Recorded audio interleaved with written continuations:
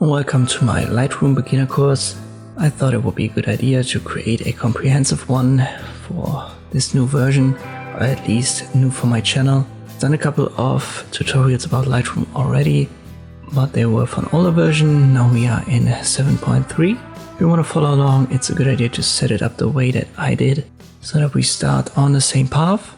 When you open it first, you're going to see the photos that you've got imported. I'm not going to use personal ones. I want to use photos that you can use yourself. So as I do for most of my tutorials, I'm going to refer you to Unsplash, a free website for photos that you can use even commercially. And I'm going to link to the specific ones that I'm using. You'll find that in the video description below.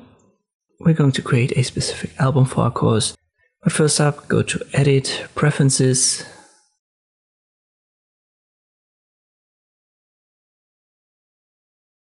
And then make sure under Interface that you're using the same language as me.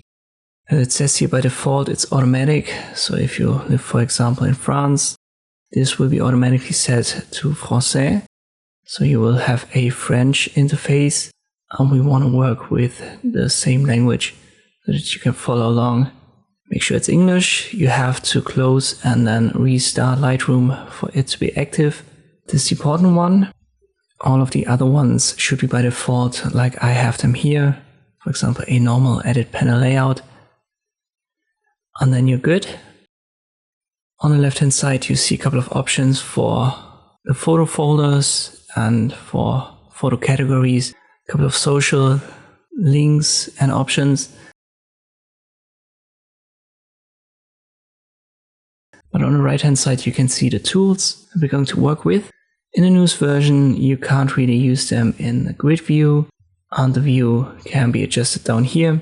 So if I switch to detail, view, this active photo will be visible, and then you can open all of these tools, presets, edit, cropping tool.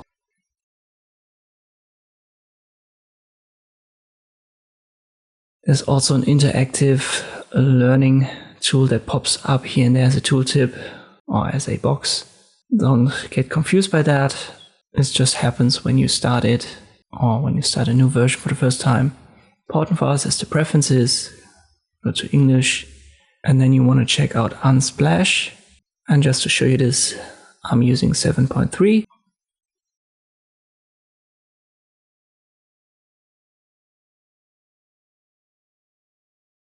And there is an inbuilt help option with manuals and links that refer you to online tutorials.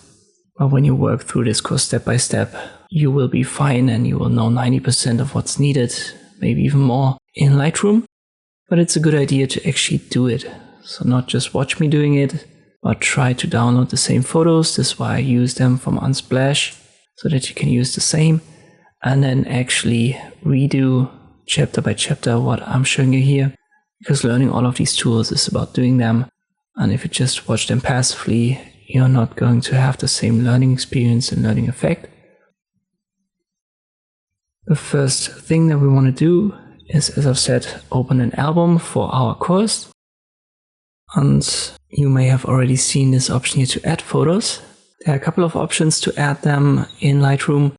One of the problems is if you just add them, they're going to get randomly put into albums or the album that's just active. So you don't want to just put them here, but technically you can drag and drop them, add them via this plus sign, and then this menu will pop up. So it always wants you to confirm if you actually want to add them. Let me cancel this here, and I'm going to import like 4 or 5 at the same time. You can select them in your folders and then drag and drop them just like this. So if you import them, for example, from your camera, from an SD card, you don't have to do it one by one. You can just select them all, put them here. Now let's finally create our album. We can create folders, but we want to have a specific album for our course, so don't get that mixed up.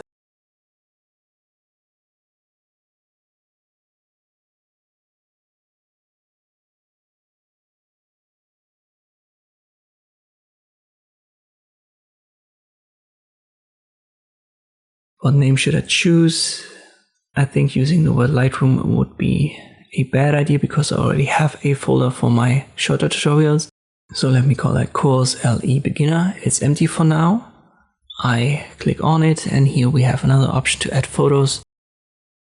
You can drag and drop them, click on the button. I want to work with this one. I confirm by clicking on add photo, and now this album has a photo. You can see it counts it automatically, and we are already in detail mode.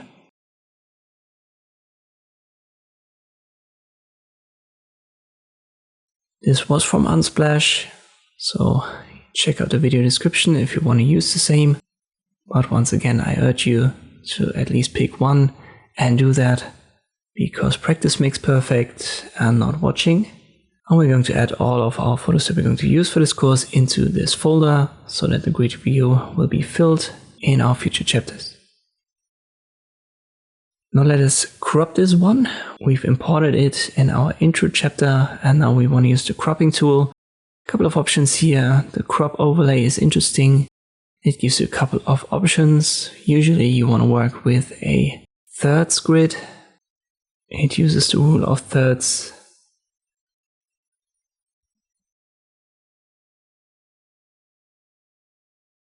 And then I can, for example, put this lighthouse into a position that's much more interesting.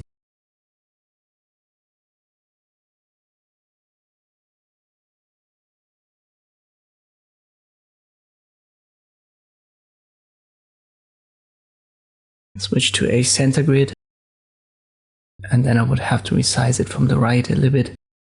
And to do that, I'll just hover over these edges and then left click drag. You can see what is being grayed out a little bit. This is preserved, so this is not a cropping that completely deletes everything else. You can always go back and reset it. When you press enter, after you've resized that, you're going to switch to the edit mode.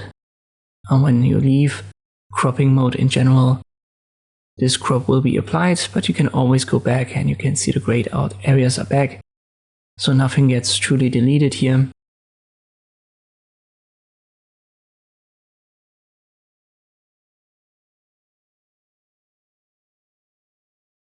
You can set the aspect ratio.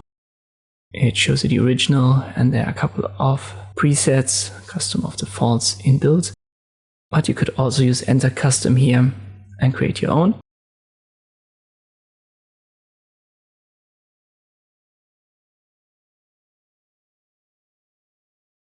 Here's a rotation option, so 16:9 can become 9:16 by using that, and vice versa. Straightening option lets you rotate this. Below we have options for rotation, clockwise, counterclockwise, and then flipping, vertical and horizontal. I think that's pretty self-explanatory.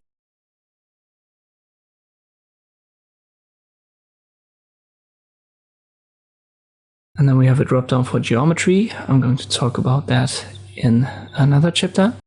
For you to practice, if you want to use the same photo, set this to the original aspect ratio. We want to use a crop overlay of thirds, and then I put this lighthouse up here. I switch to edit, and this would be a nice crop. Let us start by adding a simple effect. But first, I've downloaded this image from Unsplash. Even in detail mode, you can drag and drop it here. It will be added to your active album, in our case, our course LE Beginner. It says so at the top right here. And now we have two images in our folder.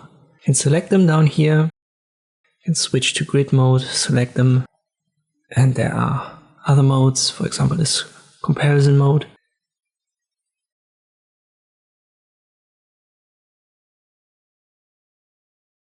I don't need this. Let me confirm it. We'll get back to detail.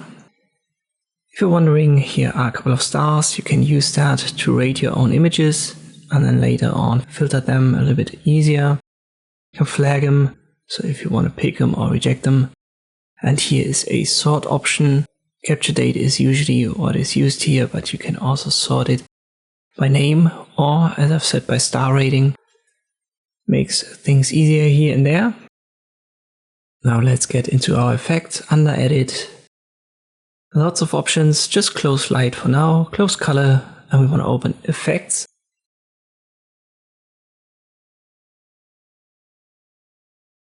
And here is a vignette slider. To the left it's dark and to the right a light vignette. This is the basic adjustment. Let me set that to around -40.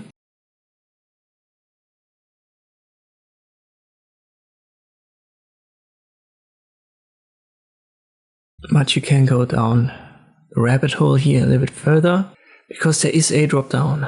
Once you've adjusted it, you can see this little arrow right next to the number right here. Left click on it. And this opens the detail options for the specific effect, in our case the vignette. We make this extremer and I can adjust the feather like this.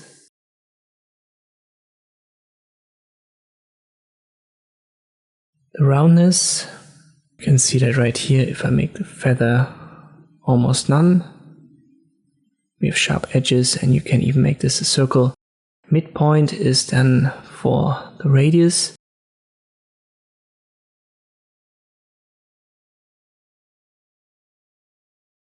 And highlights is for the edges. I think we can see that better if I pull the midpoint a little bit in. And now I increase the highlights. You can see it flattens out at the horizon. Usually you don't want that. So for our regular vignettes, keep the highlights to 0. Feather it a little bit out. Keep the roundness at somewhat mid-level. And then you can adjust the midpoint for the position slightly.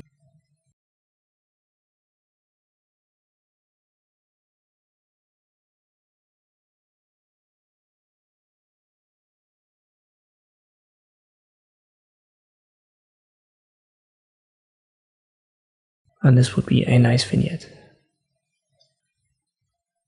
I'll close this drop down, and one more thing to add before we close this chapter.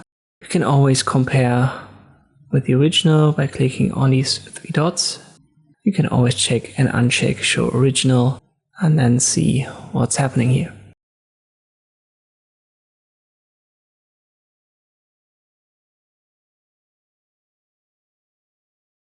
Our next photo. I've downloaded this yet again from Unsplash, and you can also import this in a grid view, so it doesn't really matter what view there is, just drag and drop it here. And our import menu should open. As I've said here, you can choose your album. If it's not our course LE beginner album, select that here, make sure it's checked, add photo. We can not only change the view down here, we can also double click on a photo and the detail view will be opened automatically. Now let us talk about the so-called presets. In earlier versions it was also called profile, so these are just inbuilt photo filters, you could say. Currently there are 3 categories: recommended, premium and yours.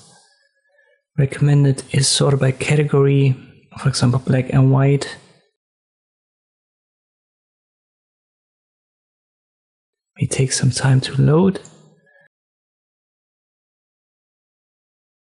But you can hover over this and it's going to get applied directly. If you want one, then left click on it to add it. Premium ones are sorted. Let's for example use a portrait medium skin here. It works the same way. You hover over them, they're going to get applied. Same for yours. Let's for example use a matte. I left click on it and then it stays that way. And then you get this slider where you can adjust the amount for this photo filter.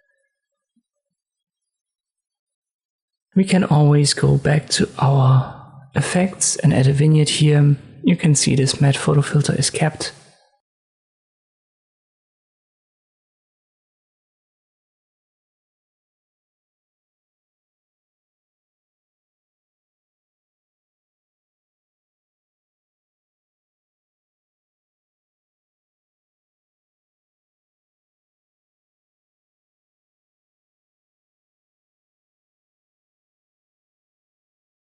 We can click on this icon to get back to the original, so that's the undo button. Here is a create preset option, the plus sign is the same.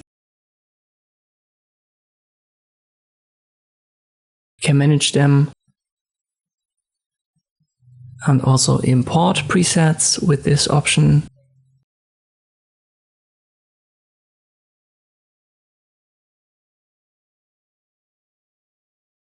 Other two options are for the previews. You can download a couple of them, so the Lightroom community has uploaded lots of presets. Even the inbuilt by default should be enough. But if you're searching for something specific, go there. Some of these presets, they override options, effects, and even other presets. For example, here we have a vignetting option, and I can combine that with other presets. Let me, for example, go to Premium. I use a cinematic.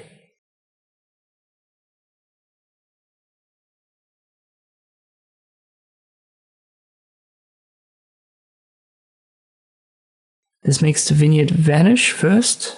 You can see that it has overwritten it. But if I go back to the vignette and edit, we still have the cinematic hue and tone, and now we have a vignette on top. So you can combine some of them, but others override each other. Careful with that, and as you've seen, even the order makes a difference. So in this case, the vignette should be applied after the cinematic filter. For the practice, pick one of the recommended ones, maybe under the category cool.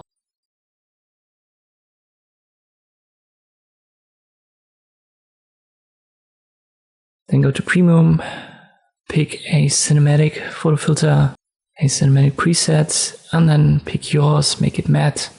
And then afterwards, make sure to add a vignette so that you understand the order and how this overrides itself. There are still profiles in Lightroom. Let us talk about that, but before we do, I've imported my next image, and this slider here helps us to zoom in and out in the grid view. Let us switch to details, and now the slider is gone, and we have this adjustment, which is simply for the size of the image.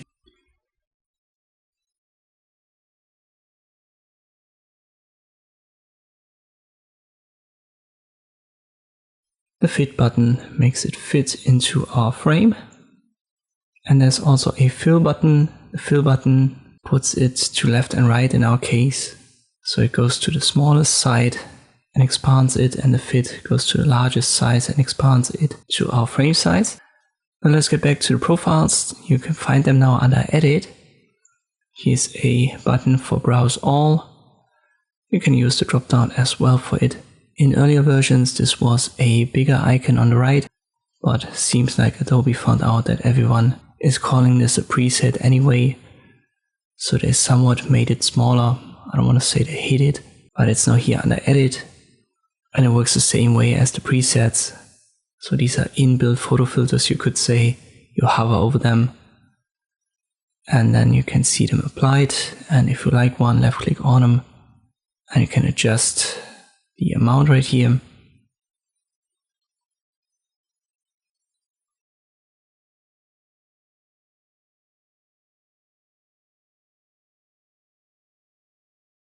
Profiles can be combined with effects and even presets as well. So if we now, for example, pick this one, it's an Extrema case vintage. Go back, I'm under effects and I add my vignette. You can see this added on top. And if I go to the presets, I can add this on top of it as well. So this stuff is combinable, which gives you, in principle, unlimited amounts of inbuilt photo filters, simple one-click options. Let me pick this natural one here, and I go to vintage. And you can make very extreme results here. So increase the amount for natural, it gets applied, and the one for vintage.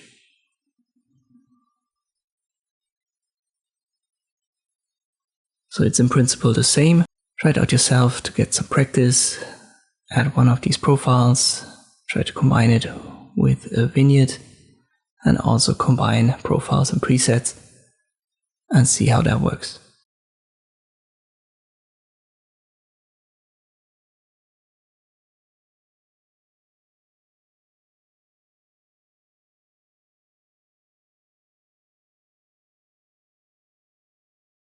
We can easily make photos black and white, and we've got various options for that. I've already shown you a couple of presets, and they are actually labeled B and W for black and white. You can find them here.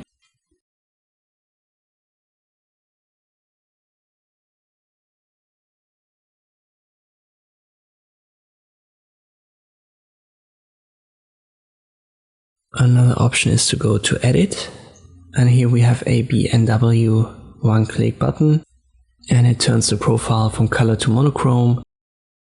So if I uncheck it, it's color, and the monochrome makes this button active. We have a couple of inbuilt profiles for B and W. Let me simply pick one, maybe this one, number 6. You can adjust the amount.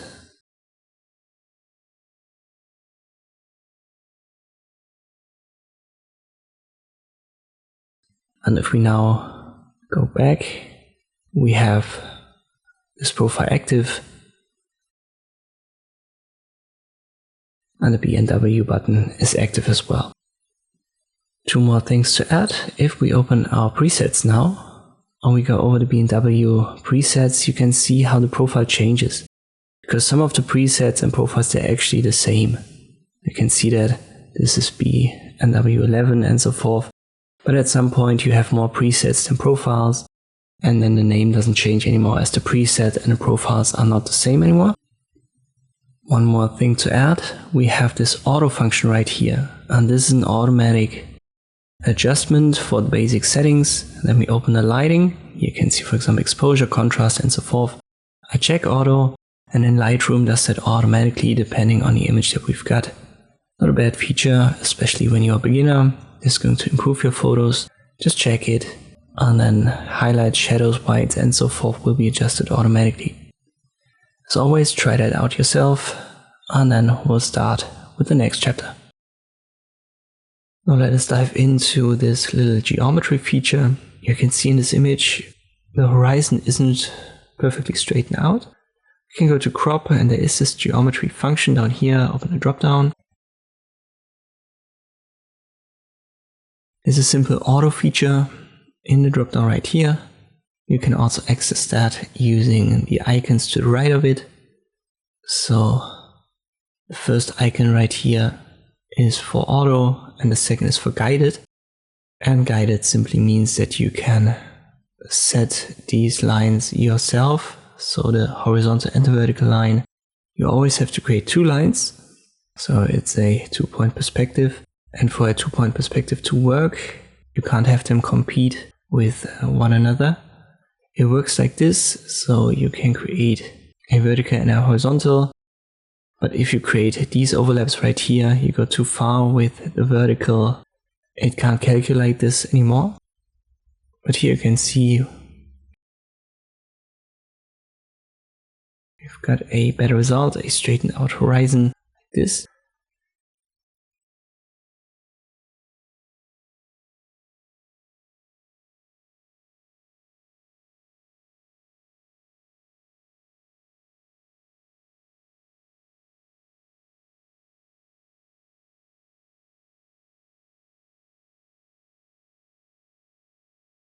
Always a good idea to check what's available by default, so level, vertical, full, and auto.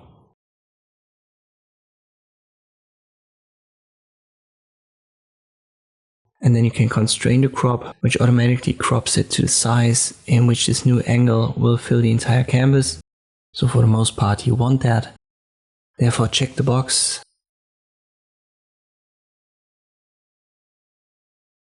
In this case, I'm not really happy with the auto function. I would use a guided.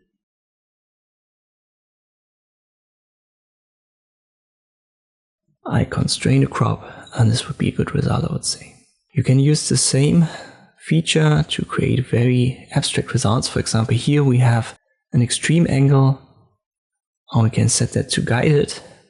And now try to make this building appear almost perfectly upright. When you do it like this, we have overlaps, they are competing with one another, so the angle is too harsh. I have to go down here. And even on the right hand side, and now it works. So you can even create such extreme cases. When we constrain the crop now, we're going to cut off most of the building, but I wanted to show you this. Even for extreme cases, the geometry works. I would advise you to try that out yourself. Especially the guided function can be a little bit of a hit and miss in the beginning, but once you've understood that, it's fairly easy to use. You may have noticed that under this cropping feature, where we set up our straight horizon, there's also a transform function. It's a drop down, and here we can set manual transformation values. For example, X and Y offset are just for the position in X and Y axis.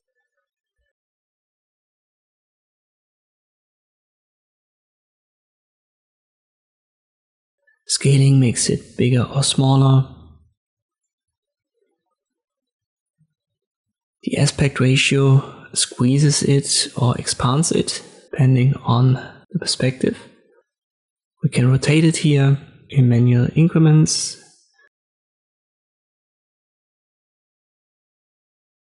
And then we can also horizontally and vertically somewhat skew it in a three-dimensional perspective.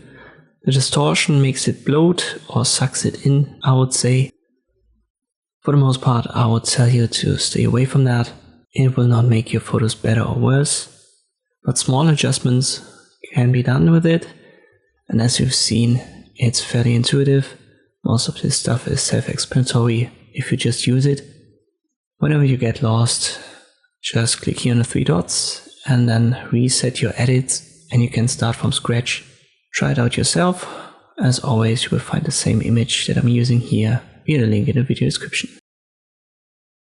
You can set the white balance in a couple of ways in Lightroom. To do that, we'll go to Edit and open the color option.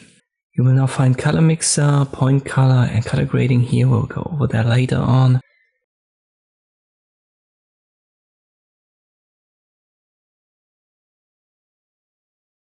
For now, focus on the functions above. Here it says white balance. As shot is what the photo gives you. If you open a drop down, we have an auto function which automatically adjusts it, and then a custom option. For beginners, I would advise you to use auto and then play around with the options given. Saturation is easily explained. Pretty sure you know that. If you go down, it's going to be black and white. If you go up, the colors are more vivid. Here's a vibrance option. It's a little bit harder to explain, but you could say you get more contrast between the colors if you go up, and if you go down, it's going to get lowered.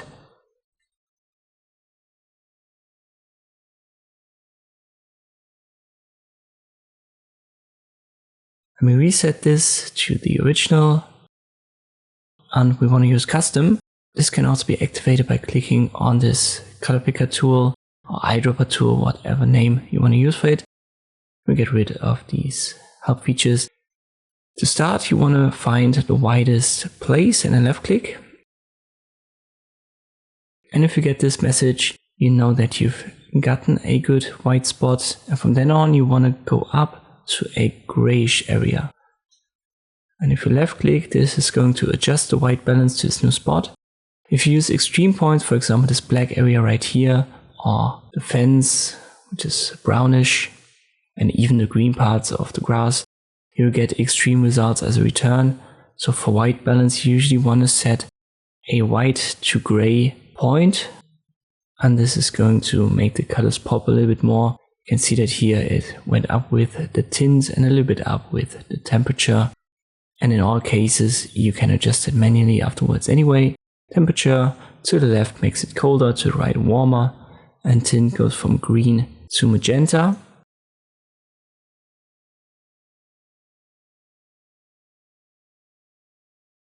Once again, if you're a beginner, I would advise you to use auto and then add a couple of adjustments here. For example, I would go slightly up with vibrance and saturation, and then maybe play a little bit around using temperature and tint, but not much.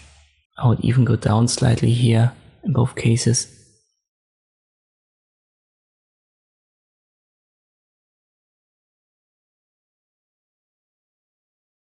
And that's what I would do. but definitely try out the white balance selector, as it is called here, this eyedropper, and then find the white spots, then go to a grayish part and see the effects happening in real time. The first edits that a beginner would want to make is actually under Edit, the lighting. You can see we've got a severely underexposed photo.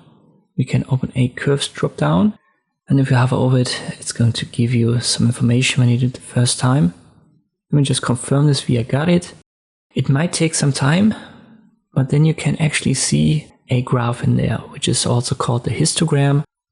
So this simply orders the information in the photo depending on how bright they are or how dark. On the left hand side you've got the dark information, and on the right the bright. The easiest way to understand the histogram is to use the sliders above, and don't worry too much about the curve. We're going to go over this in the next chapter, but for now just keep it as it is and focus on the sliders and then watch what happens in the histogram. We'll jump to exposure and crank it up. And when you've watched the histogram, you can see that the information was now pulled to the right hand side. I go further to the right and more information is going to be pulled there. And when you go to the left, it's going to be pulled to the left hand side. So the exposure slider direction is the same as the histogram direction, you could say. So the more you pull it to the right, the more information will be brightened up and therefore pulled to the right in the histogram, and vice versa for the left hand side and the darker parts. The contrast, it expands or it shrinks the information. So if I crank that up, you can see that this now gets stretched a little bit. What is on the left gets pulled further to the left, what's on the right gets pulled further to the right. And if you go down with the contrast, it has the other effect, so it squeezes it together. You could say contrast makes the bright parts brighter, the dark parts darker, and the higher you go, the more intense this effect will be. And then you've got all of these levels of brightness separated here under highlights, shadows, whites and blacks. Whites and blacks are the extreme parts. So brightness and darkness, and highlights and shadows are, you could say, the midtones in both directions. As I've said in the beginning, this photo is severely underexposed. So for us, it makes sense to go up with exposure, contrast, highlights and whites, and a little bit down with shadows and blacks. Exact values we can only guess, but we have the histogram to check out. What you never want to do is to drag it too far, because then the information in the histogram will be pulled outside of this graph here, of this diagram, and this means that you're going to lose information. So when you make the darkest parts too dark, some grayish parts, some parts that aren't truly dark will also be dark, and this makes you lose information in the photo, and this is typically not what you want. You want to drag whites and blacks to the extreme outside positions in X and Y, and then play around with the shadows and highlights to reposition the midtones. As I've said, check the exposure first and then stretch it a little bit or squeeze it depending on what you've got using contrast. And in this case you can see we could save this photo. This is a huge improvement. When you go about learning the histogram like this, it's fairly easy to understand, I think. Just make sure to open the curves drop down and then play around with these sliders, and then you'll understand what is bright, what is dark, and how you can use that to improve your photos. Before we check out the curves a little bit more, let us actually deal again with our underexposed photo here. As I've said, I would go up with the exposure and contrast.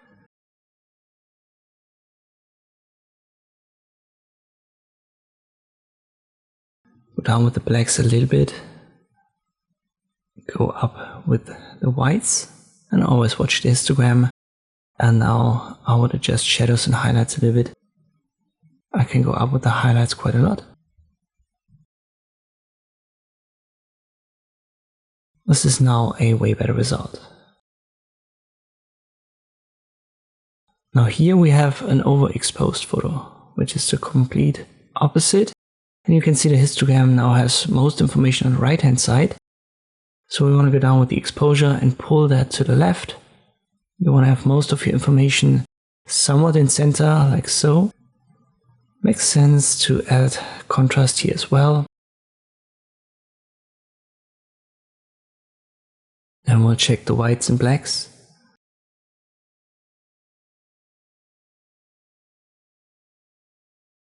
Whites will pull this part further to the right. And now we'll adjust shadows and highlights. In this case, I actually would want to go up a little bit with the shadows and down with the highlights. So it is basically an inversion of what we did with the underexposed photo. And if you think about using auto, this doesn't always work, especially when you have such extreme results where the photographer, I would say, made a mistake or was a little bit inexperienced, whatever it was. It's not a photo that can be saved by auto. You have to do these manual adjustments and try to save what can be saved. This goes for over and underexposed photos. Sometimes all attempts at saving your photos will fail. Gotta be honest here. So photo editing has its limits, but you can see we could make these photos at least better, and that's what you always can do in photo editing. As always, try that out yourself. You will find this overexposed photo as well in the video description. Now let us finally talk about the curves adjustment diagram under Edit, Light. You can open it via the drop-down. As I've said, the histogram uses the same diagram. So on the left we have the darker parts, on the right the lighter parts. And if I crank the left up, you can see this makes everything brighter. And if I pull it to the right, it makes it darker. Vice versa for the right hand side and the lighter parts. But you can also click on this line with the left click and create new, you could say, points for this curve. And you can actually create very extreme results here.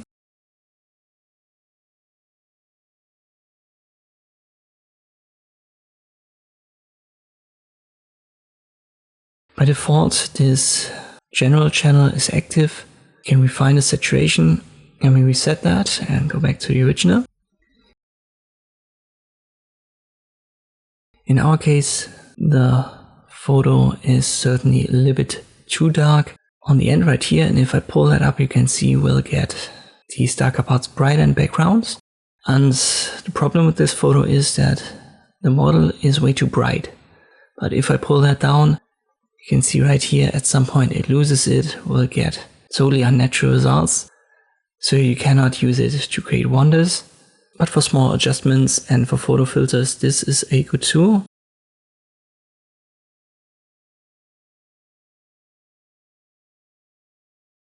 A better way to adjust a photo like this would be this parametric option, because now you can drag this inside of a smaller window and the curve is divided into 25, 50 and 75%. You can see that at the bottom, and you could even rearrange that. So this would allow you to make smaller adjustments and go a little bit into detail.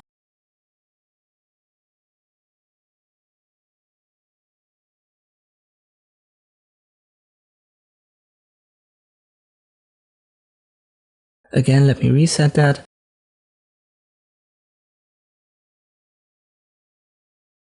For our case, I would actually use this option, the target adjustment, because now you can click on the positions, for example here the white one with the left click, and then adjust it by pulling the mouse to left and right, and then your curve is going to get adjusted.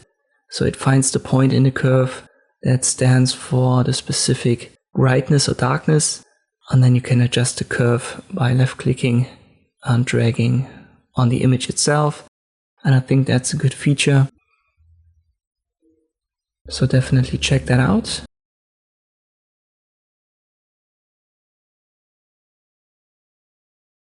When you've got photos that are totally fine, like this one here, you usually want to aim for an S-curve. An S-curve means that you drag this a little bit up in the highlights and a little bit down in the shadows, and then keep a center position stable. In this case, I don't have to adjust it that much, but you can see the S shape now. Let me make that a bit more extreme, and you can clearly see it. And this usually gives your photos more contrast. So that's something that most photos profit from. In this case, as I've said, I don't want to go too extreme, just a small S shape, and this really helps.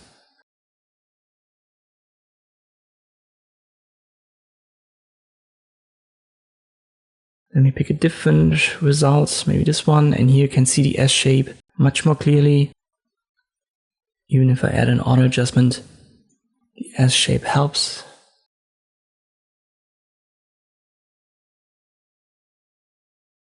Let us switch to the black and white that we've got here. And again, create an S shape.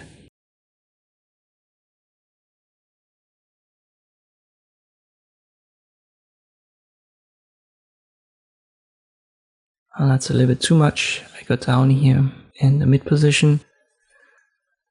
So usually an S shape is what you want to check out when you've taken good photos and the lighting is fine. Let's go back to our extreme results, and here we can also split the channels, which is RGB, red, green and blue. So you can even make your shadows and your brighter parts have a specific color via this curve adjustment.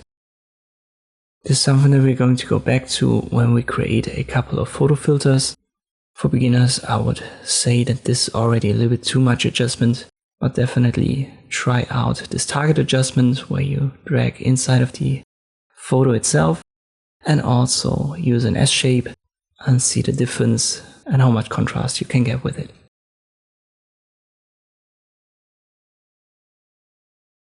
Let me show you the next big option. So for example, here we have a couple of elements on the beach that we might want to remove.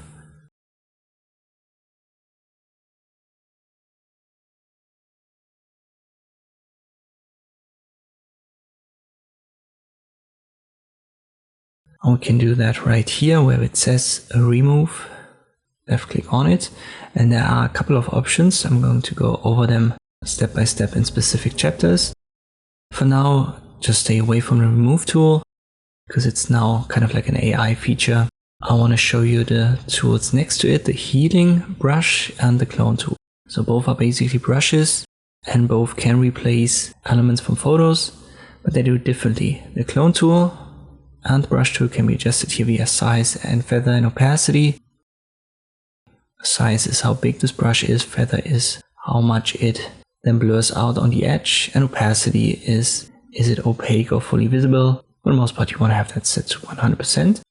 When you pick one of these and you left click, you will get two of these circles. The one is for the element that's going to be replaced, or the area. The other one is for the area that we're going to use to replace it with. So you want to left click or left click drag, and then reposition the area right here that's offered to you by default, and then this is going to be placed on the area that you've drawn upon.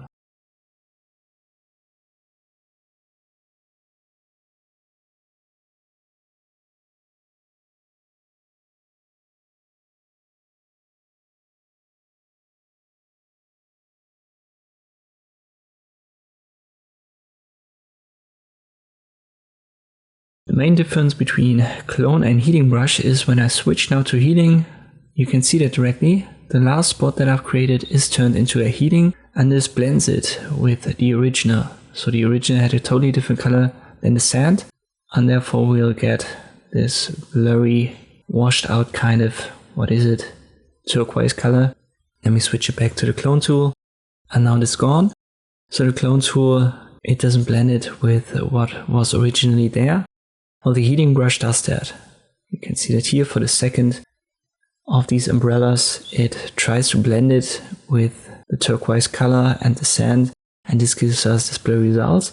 In some cases you want that, especially when it comes to skin retouching, but in this case we certainly don't want to have that. Instead we want to use the clone tool.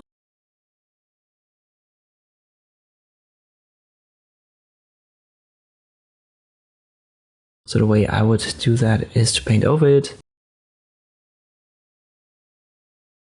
then reposition this area,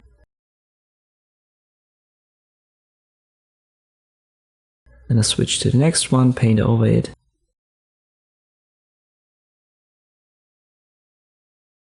I have to reposition it again, and a final umbrella here.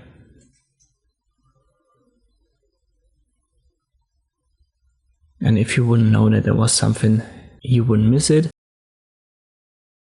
So the clone tool here is the tool to choose. You can always try to go over areas afterwards using the healing brush. So you can use both of these tools on the same spots. This is also possible.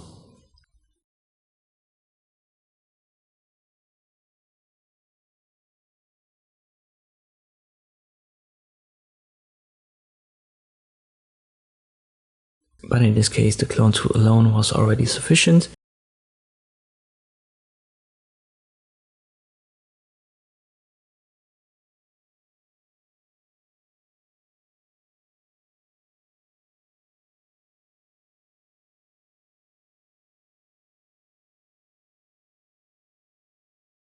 One more thing to add, you can see all of these blue dots when you hover over your photo. And these are the placeholders for the areas or the indicators for the areas where you painted over.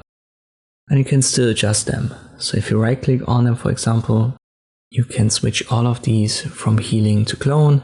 You can remove them or delete them and even reset the healing. If you want to practice and use the same photo here, as you've seen, the clone tool is your tool of choice. And later on, especially when it comes to retouching, we're going to use the healing brush and the clone tool again. On this way, you're going to see that the healing brush has certainly also its advantages. Let us go over the detail adjustments here under Edit. These are Sharpening and De-Noise effects. Here I have a little bit of a blurry photo. It's too blurry to save it all. But if I zoom in, you can see how the sharpening works.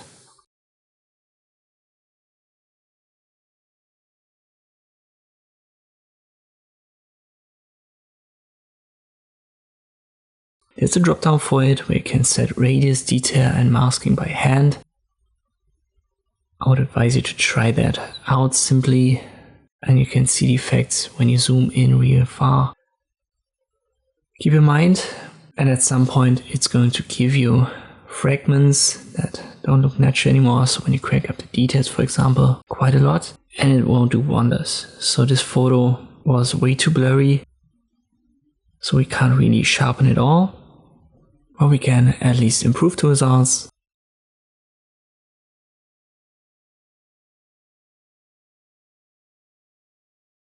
Especially when you watch this area here and zoom in, you can see it certainly has an effect.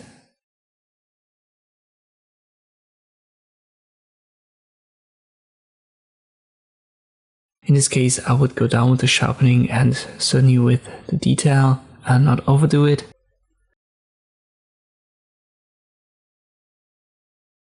Let me show you an example where we can actually see the effect a little bit more in use, so not that extreme.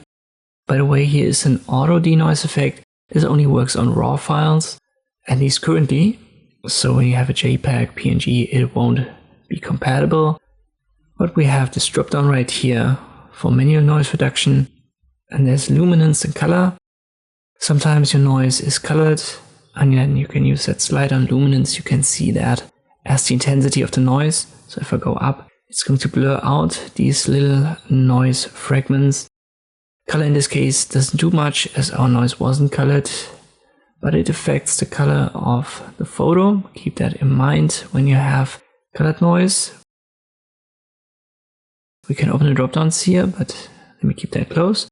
First, the luminance drop-down has detail and contrast, and you can see it washes it out, it blurs it out. When you go down and when you go up, you're going to have more of these fragments. There's a contrast slider yet again.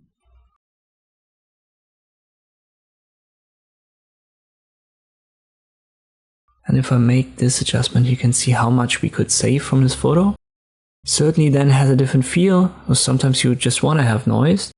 So it's not in principle something that's bad. But if you don't want that, you can use this manual noise reduction.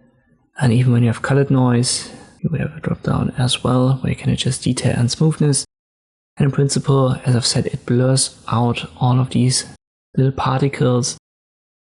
And this is where the sharpening comes back into play, because in addition to denoising it like this, we can now crank up the sharpening again to bring a couple of details back, not too much. We zoom in and here you can see that. So what you do is you get rid of the noise and then you increase the sharpening again. And if we compare it to the original, we were able to filter out the noise quite a lot. So this would be more like a use case where you can use sharpening in combination with the denoise and this actually gives you good results. I would advise you to try that out. As always, photos are in the video description. We can not only remove grain, but we can also edit. Under edit, you will find the effects drop down. So the detail was below where we had the de-noise and the manual noise reduction.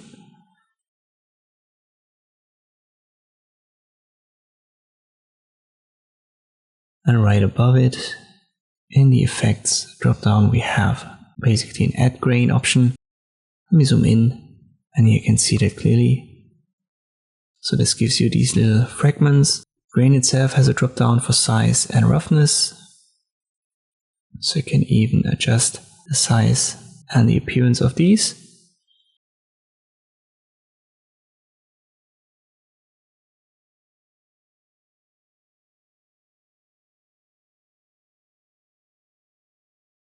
By the way, whenever you hover over one of these effects, you will find a reset option. Just left click on it, and you can also right click and change the layout.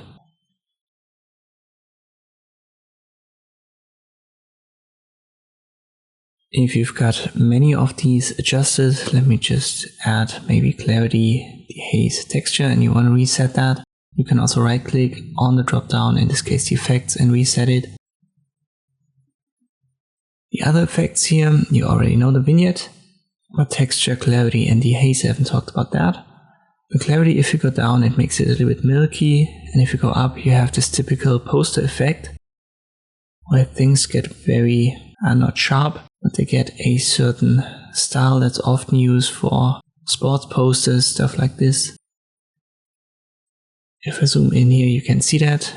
So clarity, if you go down, is more like a blur that makes it milky. And if you go up, it's going to get sharper, a little bit more 3D almost.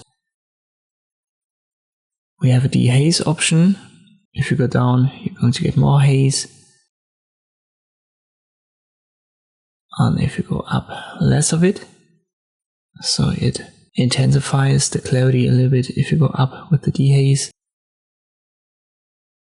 And finally the texture. If I zoom in, you can see that once again, if we go up, we will get more pronounced outlines, and therefore it improves or it intensifies this posterized effect. If you want to have a typical poster, spot poster effect, go up with texture, clarity, and dehaze. Adjust the vignette afterwards a little bit, especially when you use a dark one, and you may want to add some grain. Try that out yourself, add some grain, create this poster effect, and then come back for the next chapter. Let us go over some more color adjustments. I've already shown you the white balance here. So just as a reminder, you can set that here, for example, to auto, or use this eyedropper tool and select a color in the original photo. You can see this has a huge impact on the color balance.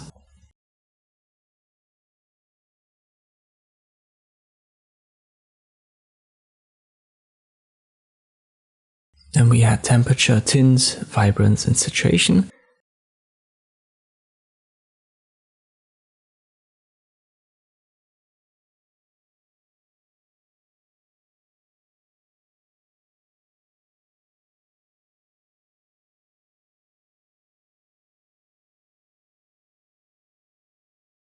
For this chapter, I want to talk about the color mixer down here.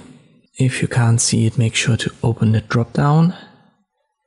And then by default, you should see all of these color circles.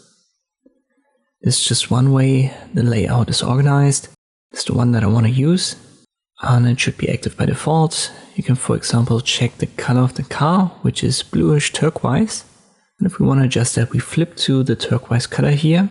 And if I adjust the hue, you can see this only affects the car, but not the building in the background. So the color mixer finds, you could say, the specific color that's selected, and then only adjust that while keeping the other ones unaffected. Here in this case, lots of bluish tones in the car, but also in the sky. Once again, the buildings are left unaffected.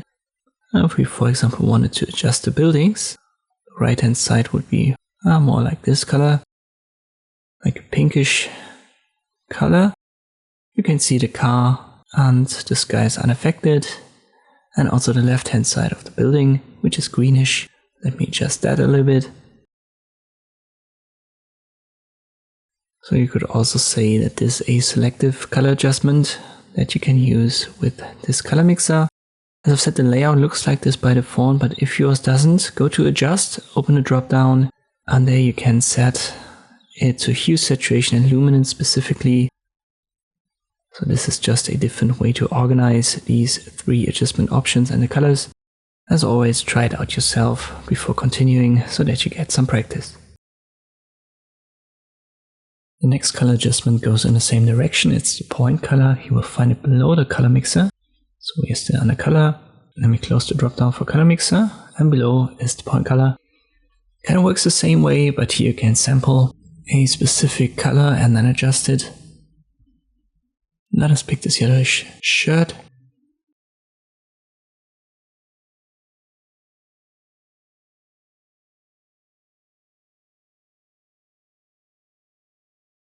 You can see there is also an adjustment in the hair. So if we check the box for visualize range, we can see what is affected. Everything else is turned black and white. And here we have the same adjustments as above for the color mixer. It's hue, saturation, and luminance.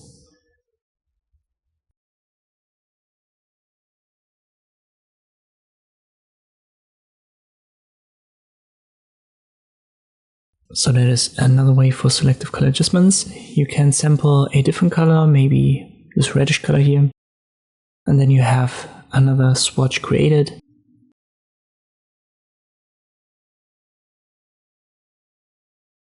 And there's also a drop down here if you want to have that all visualized. You can left click drag and hue saturation will be adjusted there. And this right hand slider is for the luminance. So if you want to use swatches and stuff like this, just open the drop down. You can delete these swatches one by one by right clicking on them. And you can create way more than just 2. Simply click on the eyedropper tool and sample a new one. And then you can add more and more to the mix.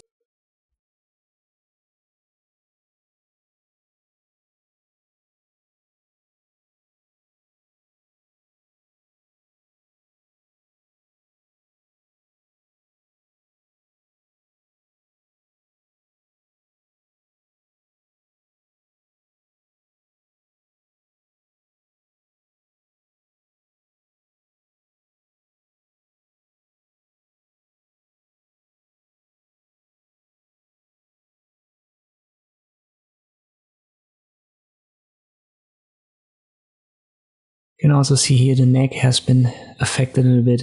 So this is something that we should mask out. Masking is something that I'm going to show you later on. For now, just stick with this selective color adjustment and try it out yourself. Final adjustment under edit color that we want to talk about is the color grading.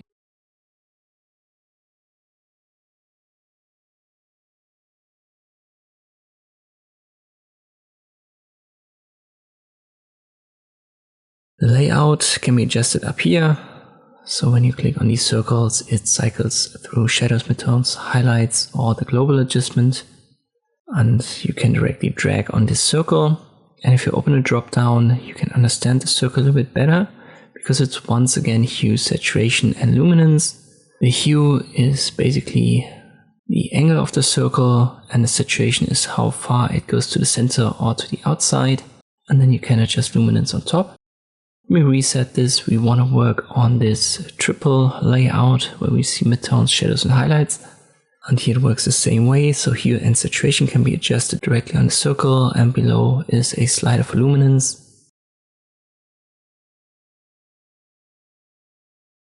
You can also see that as the lightness here, especially when we do that on the shadows, you can see to the left it gets darker, to the right brighter.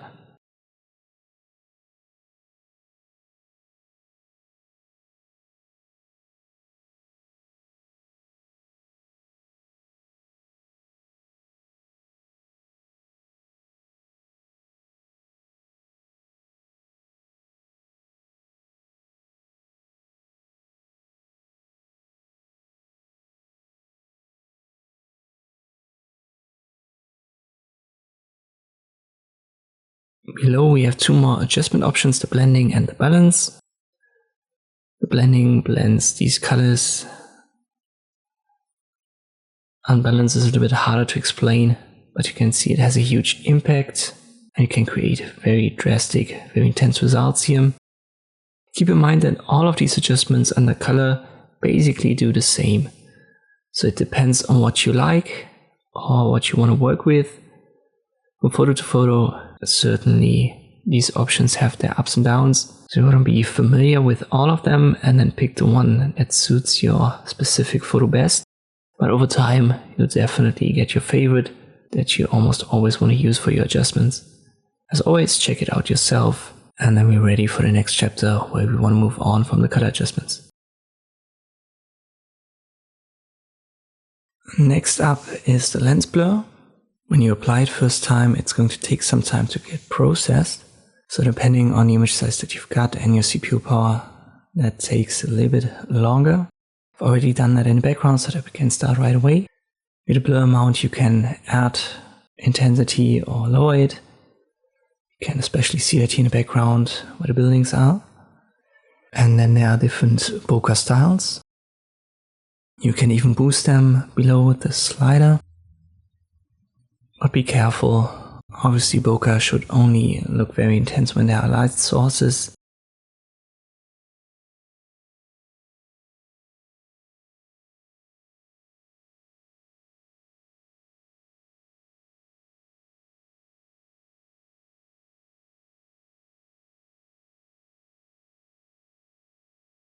Focus range is interesting because you can reposition that. In this case, pulling it to the left would actually make sense because we want to have the car focused and everything else a little bit out of focus.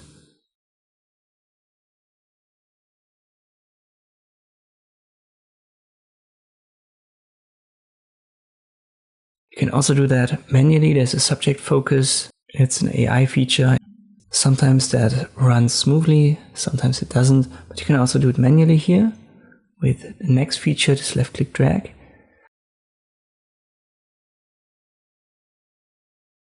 And then it reselects the depth and then gives you a new focus range.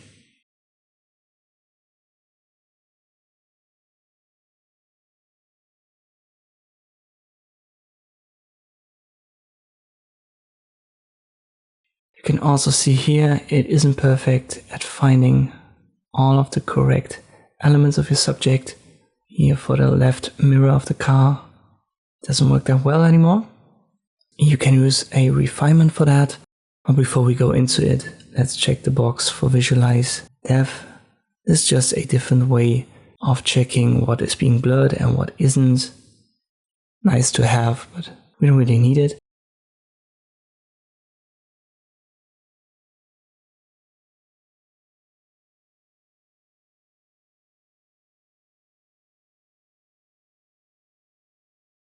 Refinement though, this is something that we need, for example here on the mirror, but be careful, depending on your CPU power, this takes a lot of time to process.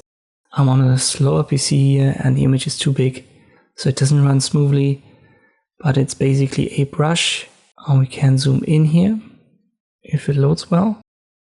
We can focus, for example the mirror, and then blur out the rest here. And you can see it hangs itself up. So only do that when you have a fast CPU or a smaller image than it runs. In my case, I have to omit this somewhat.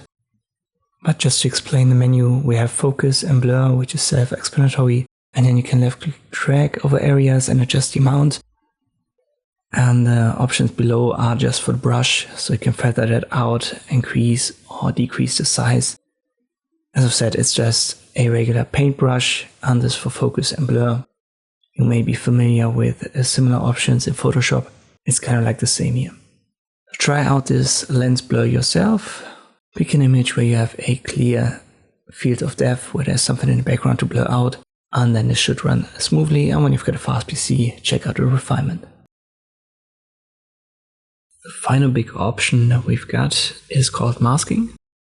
And this comes in handy when you've got a photo. You want to do partial adjustments. For example, here, photo is somewhat nice, but the sky could be better. You could go down with the temperature, play a little bit around with the lighting.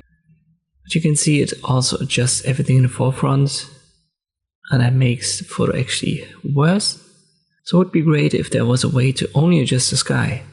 And this can be found under masking. A mask generally allows you to select areas in your photos. Nowadays there are a couple of inbuilt options.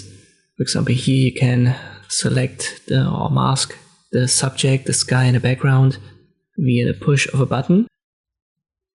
Let's for example pick the sky. It might take some time depending on the photo that you've got. And if you show the overlay, you can see what's being affected here. We can also invert that, and you can see now everything but the sky would be affected. So this reddish color shows you what the mask is in your photo, and you can decrease or increase the intensity of that mask, which is basically a fade using a mount. Some of these masks have a drop down where you can see, in our case, the sky is part of this mask. And once you've got one of these masks active, we'll get our options back. So the same options that we have under edit now appear here under masking. On the mask, in our case the sky is selected, so if we add these adjustments, they are only affecting our masked area, which is the sky. Make this smaller here. We obviously want to go towards a colder color here to make it more bluish. Let's go to light. I go down with the exposure, not too much. I add some contrast. And here maybe I go up with highlights and whites and down with shadows and blacks to make this effect even more intense.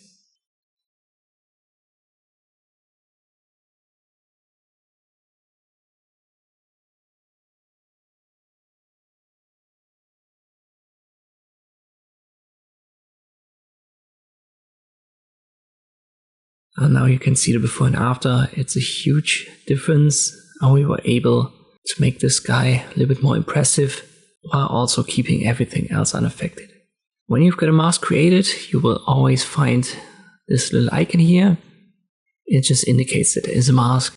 And if you right click on it, it gives you the same options that you can find right here on the mask itself. So here you can delete your mask, for example, if you don't want it anymore, invert it. And here you can also add a new mask. And it's something that we want to do in our next chapter. For now, just try to change the sky, make it a little bit more impressive in your photo. And as always, you can use the same by following the link in the description. How can we add multiple masks? Let us check this photo, for example. Here it makes sense to use subject so that it selects my subject. You could also use background to have an inversion of it. And then we can work on this mask number 1. You can see that here if I go down with the exposure, we could, for example, aim for a silhouette effect. If we go down here for all of these values and the contrast, you can see how that gives us a silhouette of the model.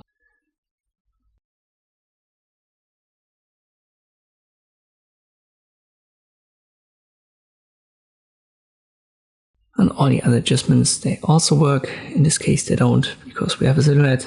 But just trust me, the selected mask is for the model. Let me reset that, and now we want to invert it. So we have the background, and the model is not part of the mask anymore.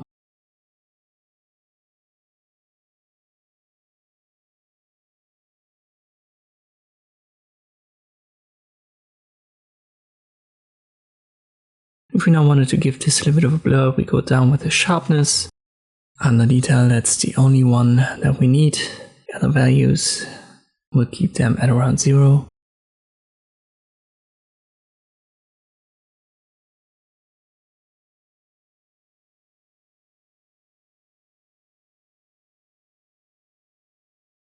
And under effects, we can go down with the clarity a little bit on top of it.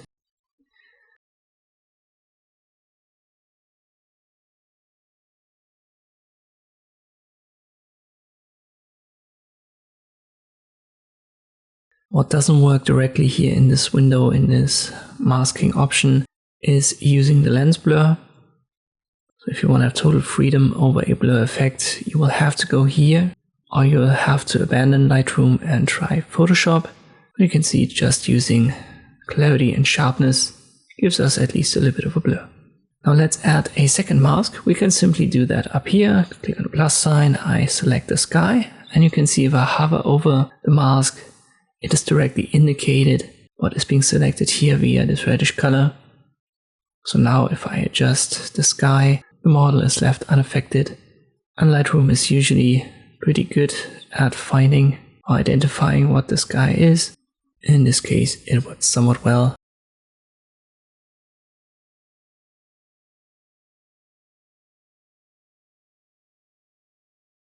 But you can see it would make sense for us to add a third mask where the basket is. And for this, I'll create a manual mask by using the brush tool. I can adjust size, feather, the usual stuff here. And then I left click drag over this area. And now we have a third mask. And we could only adjust the basket. And by default, Lightroom likes to blend masks with the photo so that you have somewhat of a nice transition from the masked area to the area that isn't masked. And you can see that here, if I adjust these various masks, the other areas are left unaffected.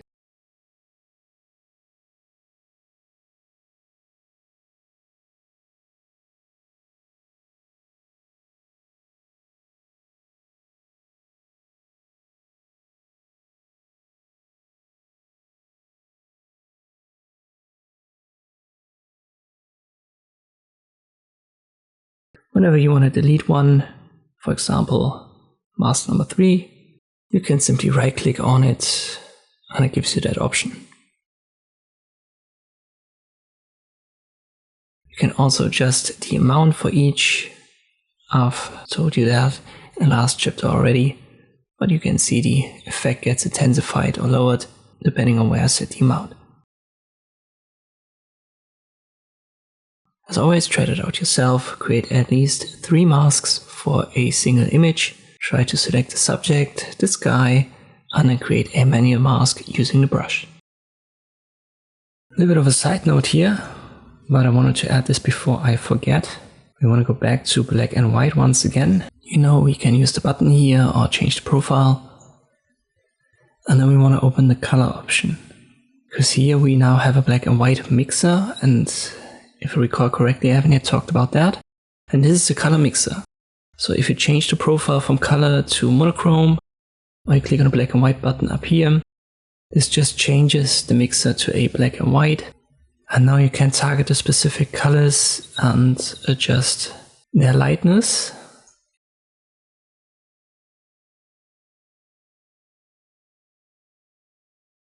So you can see this dress was a little bit reddish, therefore we could adjust specifically how black this is.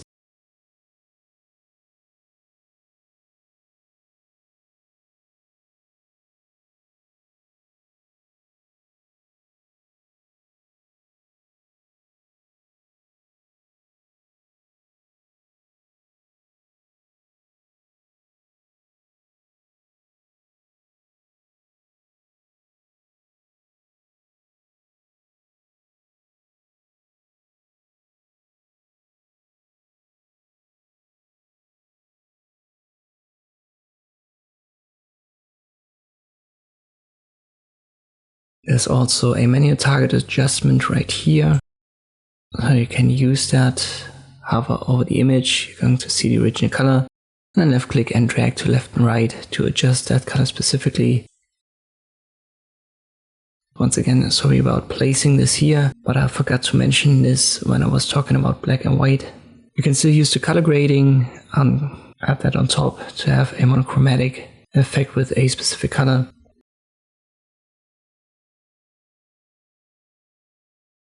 Now that we've talked about that, we're going to return to our masking because we still have linear and radial gradient that we want to talk about.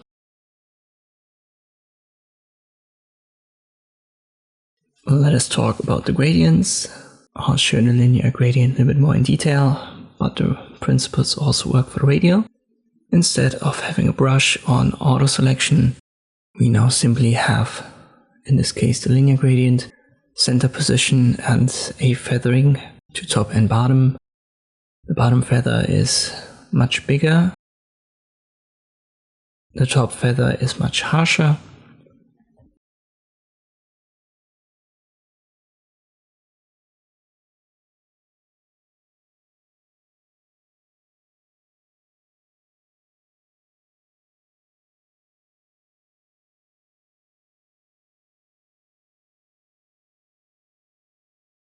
And now if I adjust this, you can see it only affects the top part.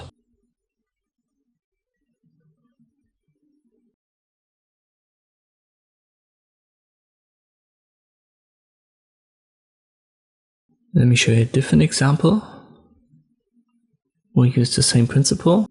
So we create a linear gradient. We want to affect the top part. So left click drag, I reposition the center point.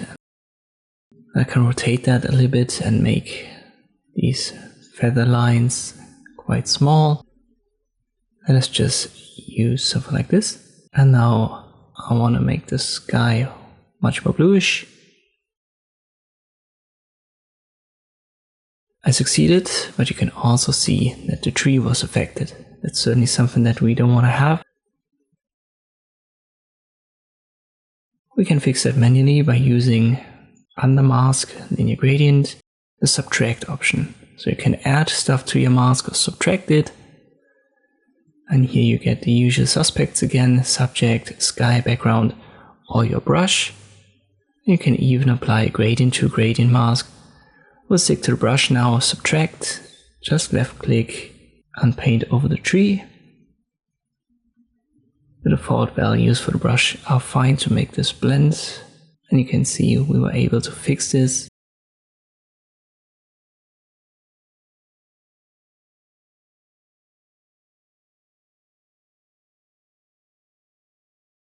Obviously, you can go very much into detail here, play with the size and zoom in quite a lot. For example, by painting over the tree, I have covered some areas where the sky should be more bluish.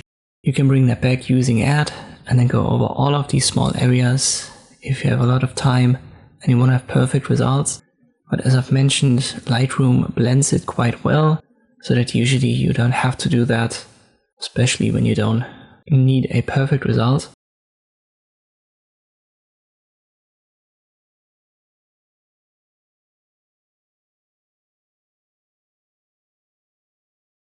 Radial gradient works the same way. Just to mention this, I'm not going to go over this once more. Let me confirm got it here.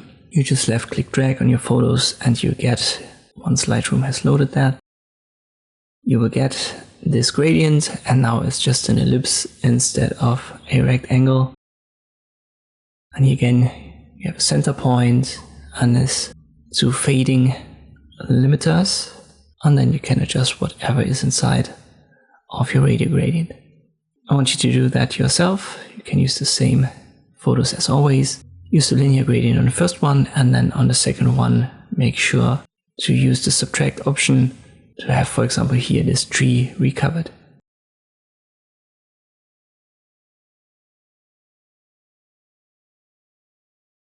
Using the principles that I've introduced in the last chapters, we can now easily change the color of objects in photos. What we have to do is to go to mask, and then we create our mask. For example, we can do that manually using the brush.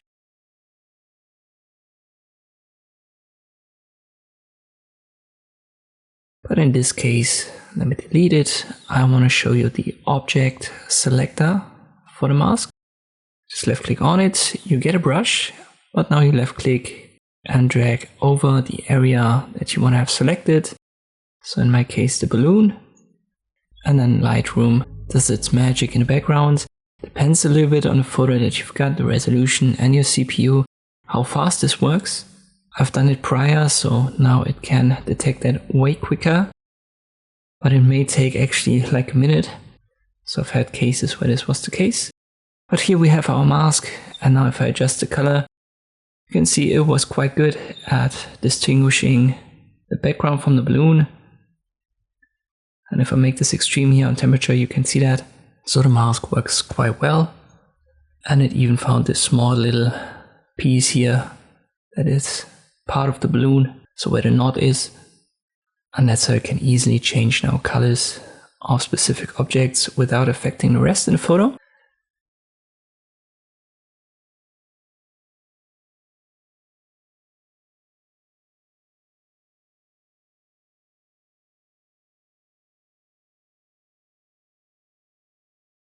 Sometimes it makes sense to add something to the mask manually. You can do that here, just clicking on Add, and then you can left click on your photo and add parts to the mask using the brush.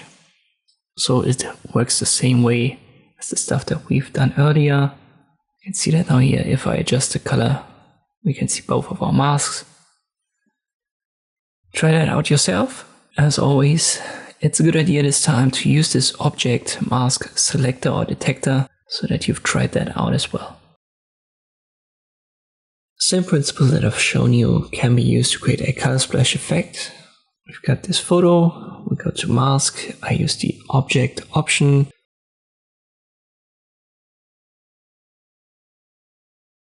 Let me size the brush down a little bit, and then I left click drag over the strawberry.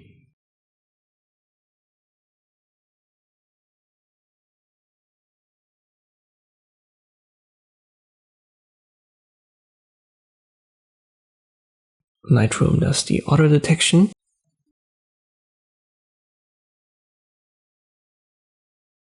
And it's a good result, we can work with that.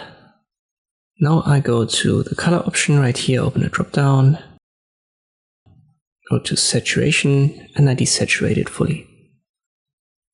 We want to invert our mask, so right click on it right here, invert object selection, and now only the strawberry is colored. And this is this typical color splash effect where only one object is colored and everything else is black and white. We can use the last principles to edit our photos and even retouch them to some degree in Lightroom directly. For example, we can change the eye color here. Let us go to mask, we'll use the brush. Just make sure that your size is a little bit smaller. The feather, I'll set it to around 30. And now go over the eyes.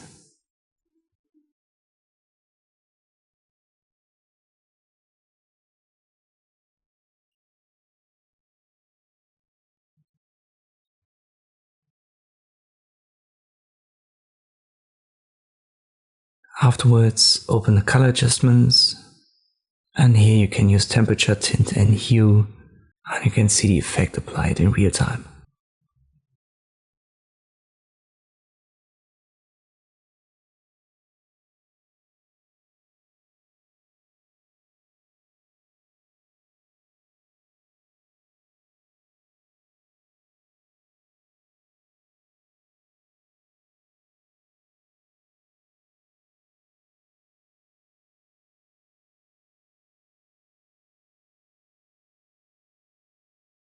So just make sure that your brush wasn't too big and that you feather it out a little bit so that you don't have harsh edges, and then you should be good here.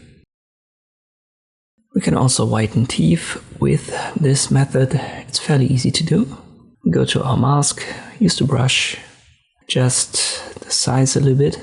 I have a feather of around 30 once again, and then go over this.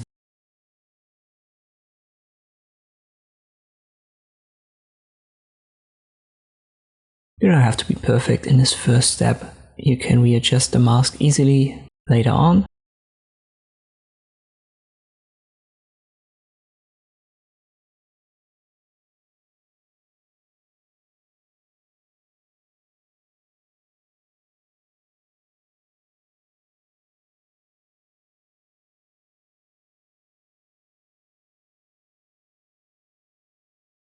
And for the bottom row, we'll just go over this as well. It adds it to the mask, even though it's not connected to the top row. But I may have to adjust the size a little bit.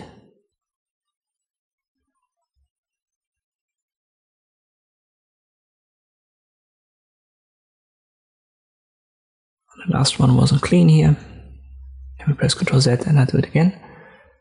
But now we're good. First adjustment that you want to use is under color, the desaturation. And you can see this is basically the main effect that you need if you want to whiten teeth. Just desaturate it and it has a huge impact. You can adjust it further on the light, but be careful if you go too far with these values, it looks unnatural.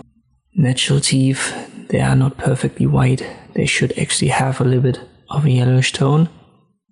But in this case, we can go up with the exposure, and most of the other values you can go up as well to lighten it up, to brighten it up a little bit. But as I've said, this would be already a little bit too unnatural for me or for my taste, so I wouldn't go that far. Just a little bit of exposure, and obviously the desaturation. As I've said, you can improve the mask by simply going over this yet again. Just left click drag over these teeth and this will be added to the mask.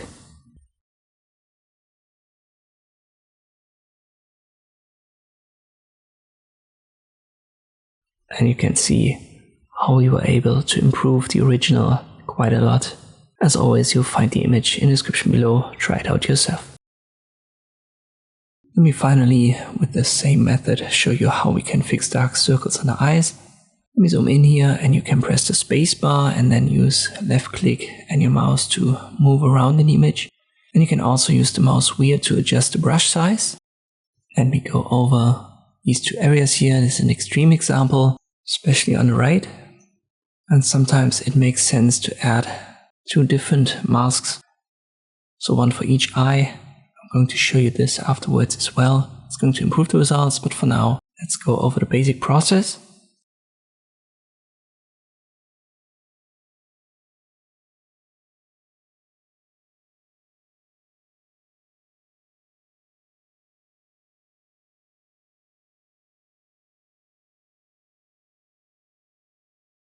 So we've got our mask.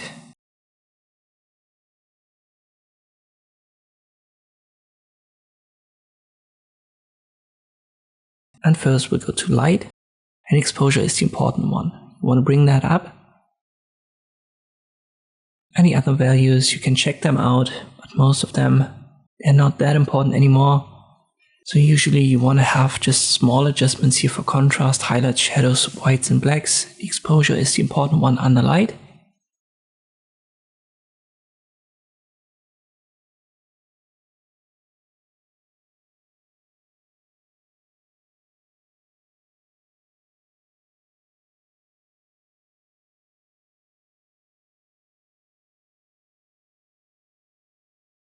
Next up, you go to effects, and here you want to go down with the clarity.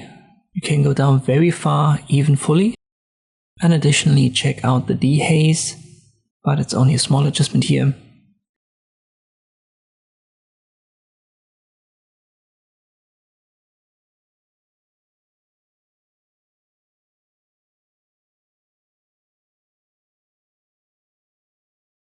Finally, go to color, and then saturate it a little bit.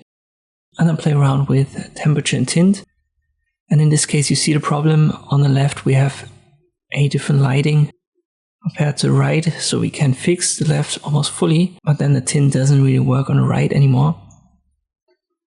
And this is what I mean by you can add two masks, one for each eye. But if you need a quick result, this would be it. And if you wouldn't know that we had adjusted this, you wouldn't see it. Let's just compare it to the original, and as I've said, it was a very extreme result. And we were able to fix that. It makes the guy look a little bit younger.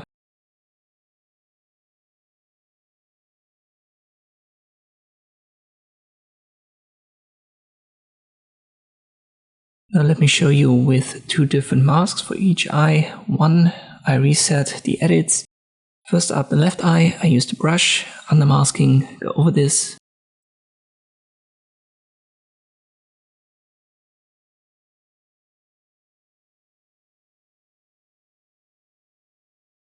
We'll go to light first, use the exposure, we'll go up. A little bit of contrast is okay. We'll go to effects, go down with the clarity.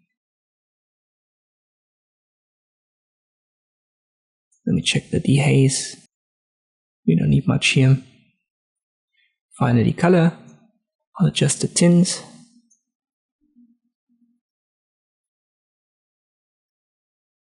And add a little bit of saturation. It looks good. I'll click on Create New Mask, use the brush again. Now I'll go over the right hand side, where everything was a little bit more extreme.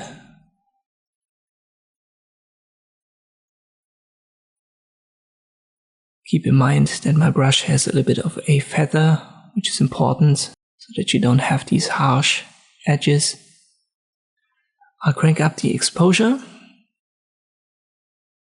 A little bit of contrast is okay. And again, clarity, I'll go down. I'll check the dehaze.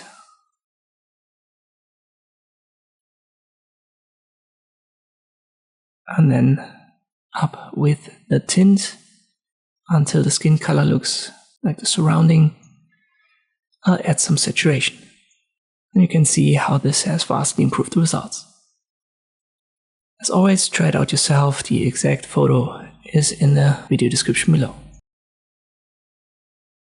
One of the things that makes your life easier is copy and pasting edits. So when you have an entire set, for example, wedding photography, and you've got one image edited the way you want to have it, you can just paste these edits onto your entire set. And when these photos were taken at the same time with the same settings of your camera, the same lighting, this is usually what you want to do anyway. It saves you a lot of time.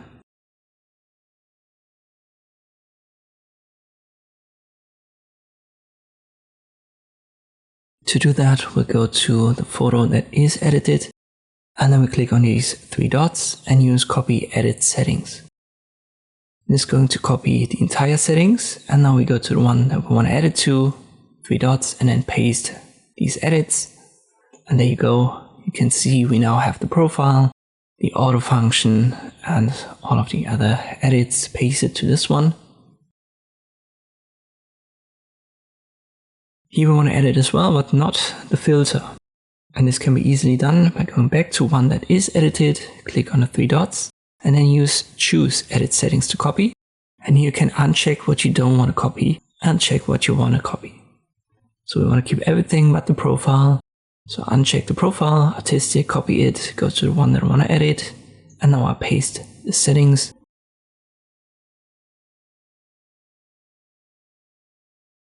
And you can see everything was adjusted but the profile.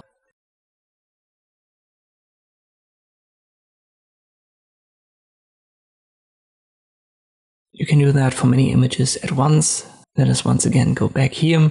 I copy everything, including the profile.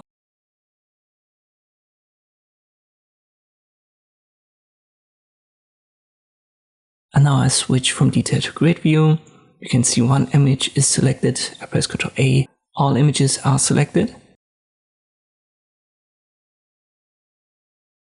Best way to paste it now is to switch back to the detail view.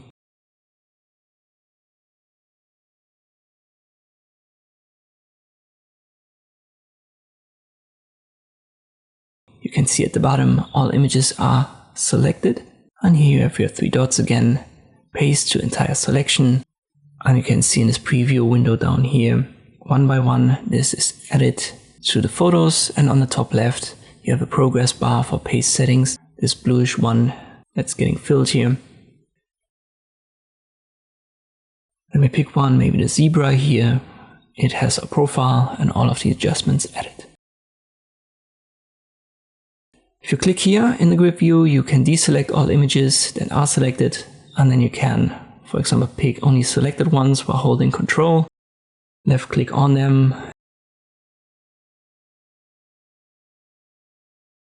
And you can see now I have 8 of 30 photos selected. I'll switch back to detail, use the three dots, and then paste the entire selection. And this would paste the edit to only these 8 photos. As I've said, a nice function that saves you a lot of time. Try it out yourself.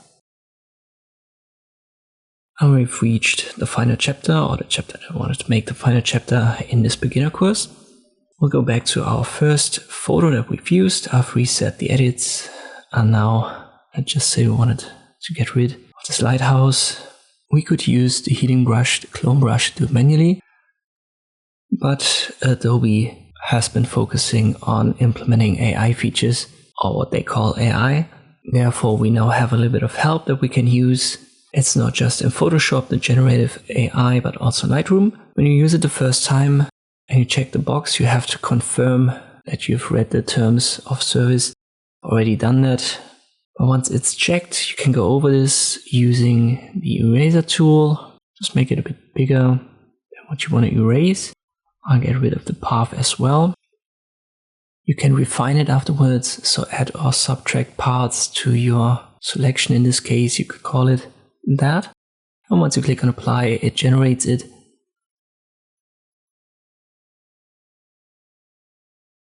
And it actually gives you very good results already. And in the future, this is certainly going to improve. Obviously, when you zoom in now, you can see the edges or the transitions aren't perfect. So you have to go over this if you want to have perfect results with the clone and the healing brush tool yourself. But once again, this is going to improve in the future. These AI features, these generative features are going to get better over time. And it's going to make our life a lot easier. So I wanted to cover this in our final chapter. And this concludes this beginner course. If you've got a couple of specific questions in regard to Lightroom, just check out my playlist. And there are specific videos done about specific topics. If you can't find an answer here, just let me know in the comments below. And if I know the answer, I'll make a video about it. I think that what I've shown you here is what a beginner should know or should have learned when it comes to using Lightroom. And the rest you're going to find out as you use it and as you gain experience. In general, I hope this course was helpful. Thank you for watching, and I'll see you next time.